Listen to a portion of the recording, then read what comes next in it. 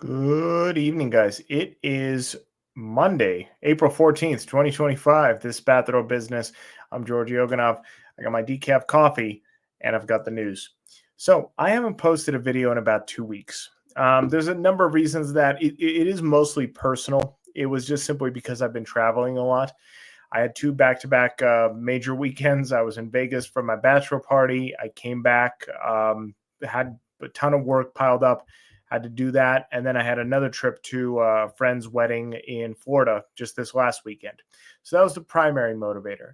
The secondary motivator was simply because I feel like the market was really monotonous and redundant. I don't know how else to put it. Everything with the tariffs, even though we're getting new updates day by day, it changes so quickly and so frequently and with such ferocity.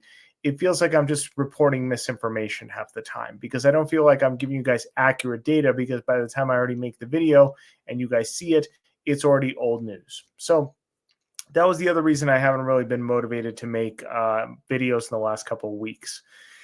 I am making a video today because I didn't want it to seem like I'm not doing this channel anymore. I am, but it's just becoming really hard because so much of this is just dominated by tariffs. It doesn't feel like the market is moving because of innovation or major moves in business or gains or losses in market share.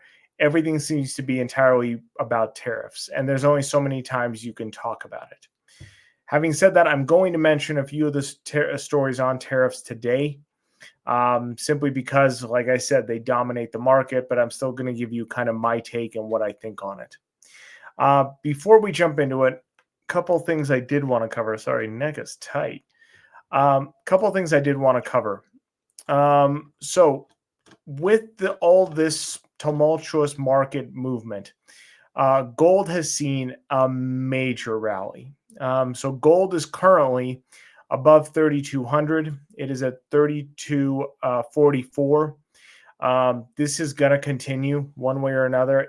It is again breaking a record. So the 32.44 is actually a new all-time high. Remember, this is an all-time high nominally.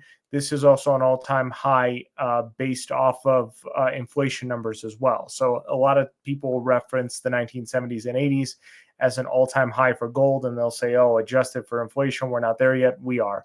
That number was at 2,600, I believe, was that adjusted number. That's what gold would have been at adjusted for inflation according to 80s numbers. So we've well blown past that. And it's going to continue its rally. I constantly keep saying that gold is going to be a safe haven and you need to be investing in it. I think there's no way it doesn't hit 5,000 by the end of the decade. And again, the end of the decade is just 5 years away. You're just as close to the beginning of the decade, 2020, as you are towards the end, the 2030s. And I think it will be at 3,500 before the end of the year. So buy gold. It's a great reserve. It's a great way to stay secure in the face of all the inflation that's going to hit.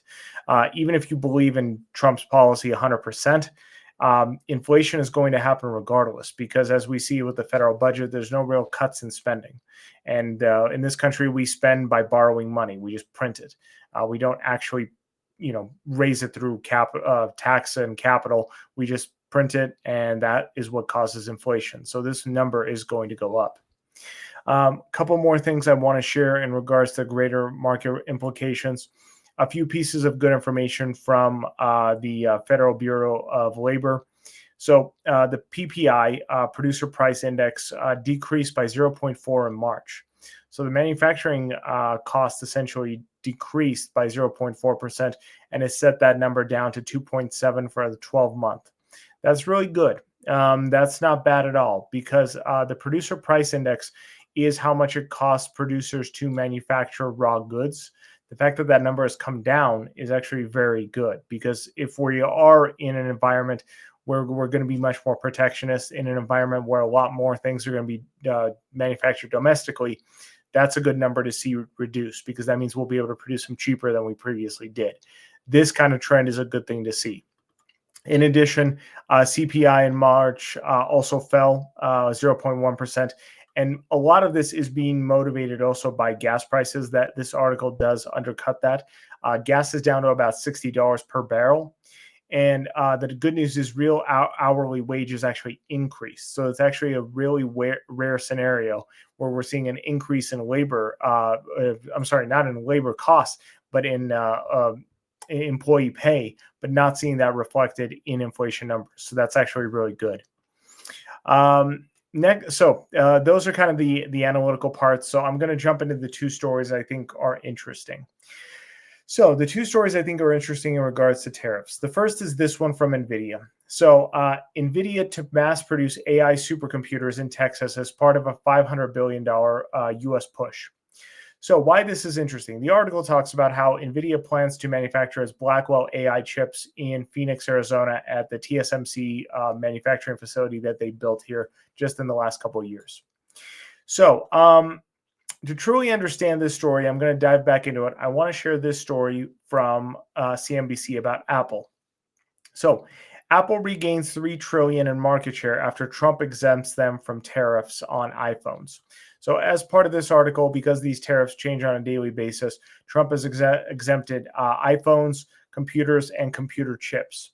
So those will be exempt from all incoming tariffs. And now there's also talks that cars and car parts will be as well. Again, it changes on a daily basis. But to truly understand the NVIDIA story, we have to first understand Apple's story. So there's not much to this. Essentially, Tim Cook called up Donald Trump and begged for an exemption. And that's exactly what he got. The issue here is of all the companies to gain an exemption, I think Apple is the absolute worst. You can make an argument for cars because they're actually manufactured here domestically. You can make chips is a more difficult argument because chips aren't really produced here in the United States, and I'll explain why in a second, but you can make that. Of all the companies, I think Apple is the least deserving. There's no other company in the United States that extracts as much wealth from the American people as Apple. Their products are not produced domestically. They are all produced internationally. They extract massive wealth from U.S. companies through the App Store by being these gatekeepers that take 30 to 40% of all app revenue from domestic programmers. They extract it from individuals by selling them on data plans and selling them on all sorts of financial features that they don't really necessarily need. And they create an ecosystem that is a major barrier to other companies coming in. They are monopolistic, they are aggressive, and I think they are completely detrimental to the U.S. economy. So the fact that they got an exemption just shows me that Donald Trump has no idea what the hell he's doing. It's absolutely appalling that Apple got an exemption. You can make great arguments for Google. You can make arguments for NVIDIA. You can make arguments for Halliburton for all I care. But Apple does not deserve any exception. Apple 100% should have been tariffed at the full amount, 125% like every other product in China. Because if it's not Apple, what is it? Like, what are we even taxing then? Apple is one of the greatest examples of why we should be taxing, because it's a $3 trillion company that doesn't do anything in the United States but reap the benefits and gives nothing back. This would have been the moment where Trump could have showed some backbone, and he hasn't. Now, to come back to the NVIDIA story, why this is important.